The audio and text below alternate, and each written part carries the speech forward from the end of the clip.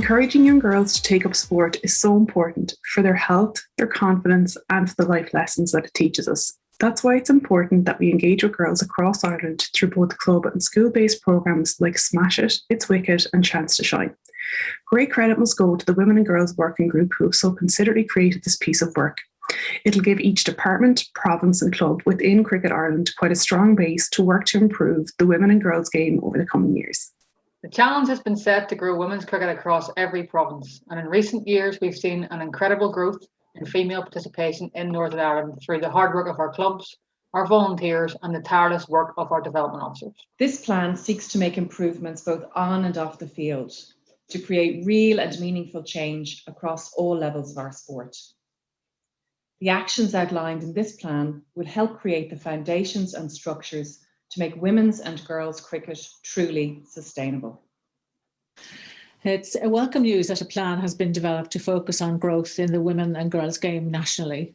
We know at provincial level in Leinster there's a keen interest and we've seen great numbers joining the sport. We hope to see this replicated across Ireland. I think the Women and Girls Cricket Action Plan is a brilliant initiative by Cricket Ireland. It's really important that we invest in the women's game here, and I think this is an opportunity to get more girls and women involved, and hopefully this plan will address those needs.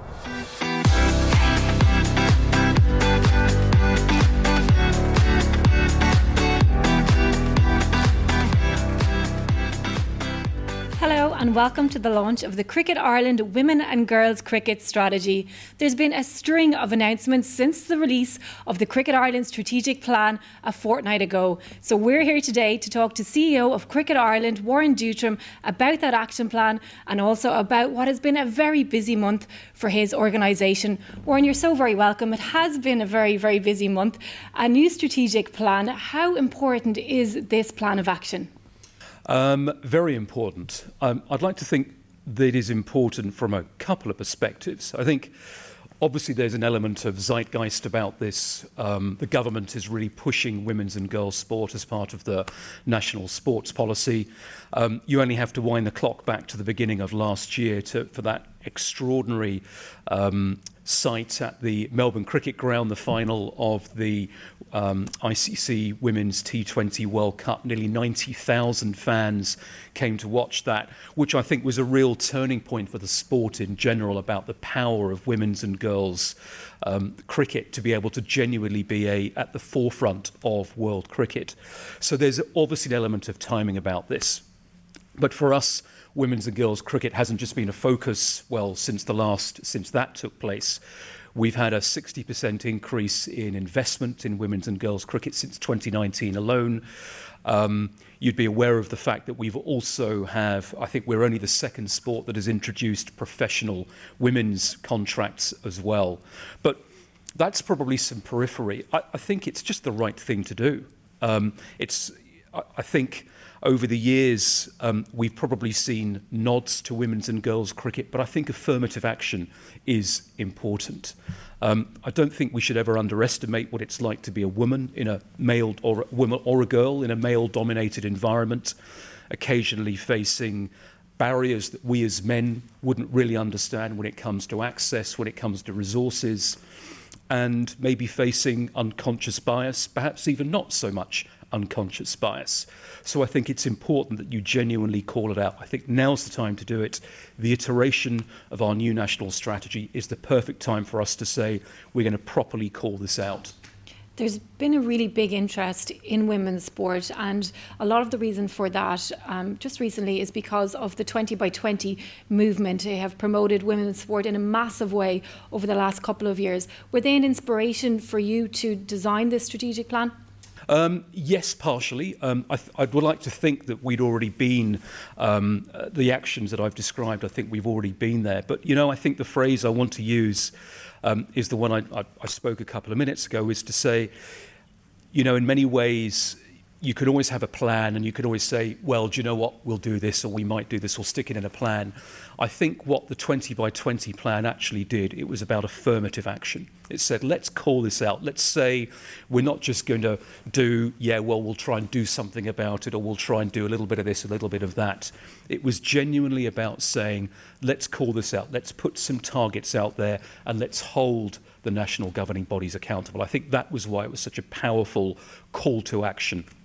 And I think what it did as well was it enabled the conversation to take place more openly in boards and in strategy discussions to say, let's make this a really central part of what we do. I think maybe the final element that it really triggered was, I think, the element of, I love that phrase, if you can see it, you can be it. And I think one of the things that we took inspiration from, and we are definitely calling out in our strategy, is the need to really promote women's and girls' game. So a very good example of that, perfectly illustrated by the opening day of our cricket season last Sunday, was the opening match of our Women's Super Series, the Typhoons against the Scorchers. And I think we had more than 7,500 viewers to that game, which was the highest live stream number that we've had in anything. We're doing it really, really well this year, and we've got some great partners in HBV Studios that we're really looking forward to working with throughout the course of this year. So it's not just about saying we're going to do it, it's committing to action and it's making it visible.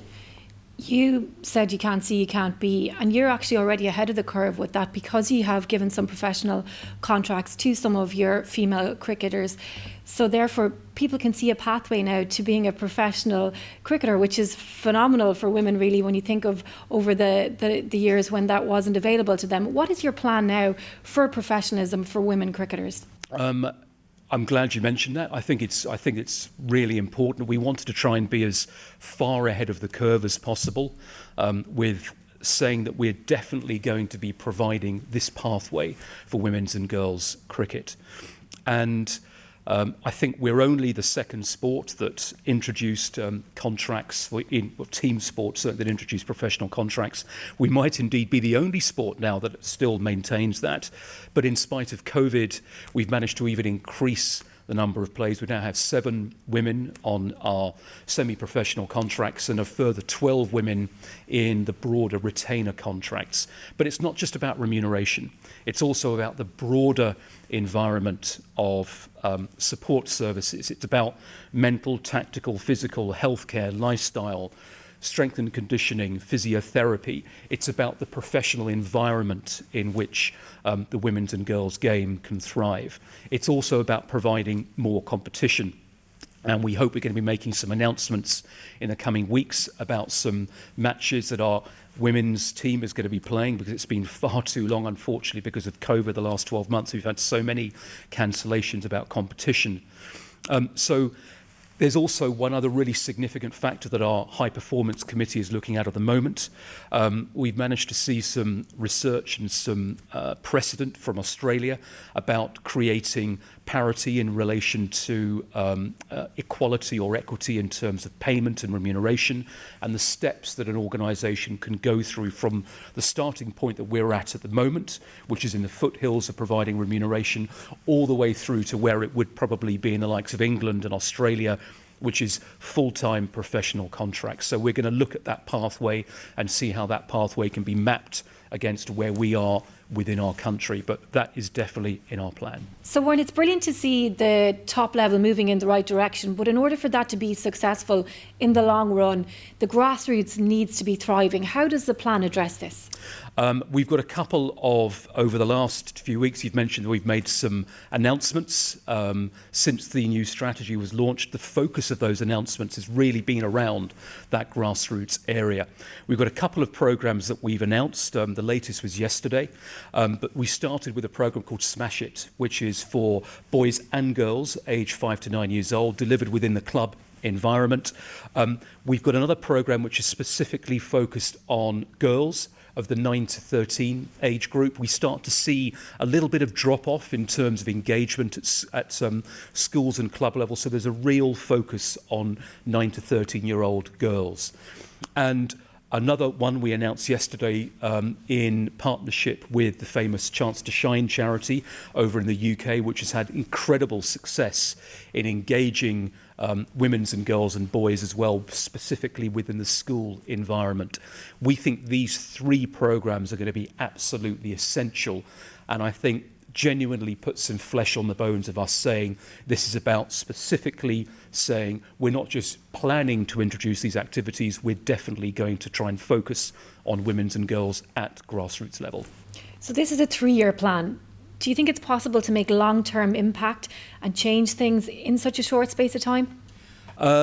We're probably not going to see come year 3 all of the activities and I suppose all of the outcomes that we would wish to have. And you're right, 3 years is a relatively short period.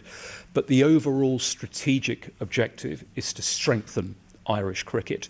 It's not to see massive outputs. However, what we do have at the moment is only 23% of clubs have a women's and girls section. We only have 1,500 registered female cricketers throughout the country. It's about ensuring that we put in place the foundations.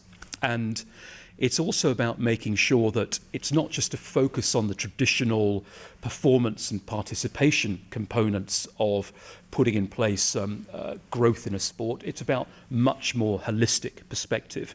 I've mentioned some of the performance and participation activities we're going to do.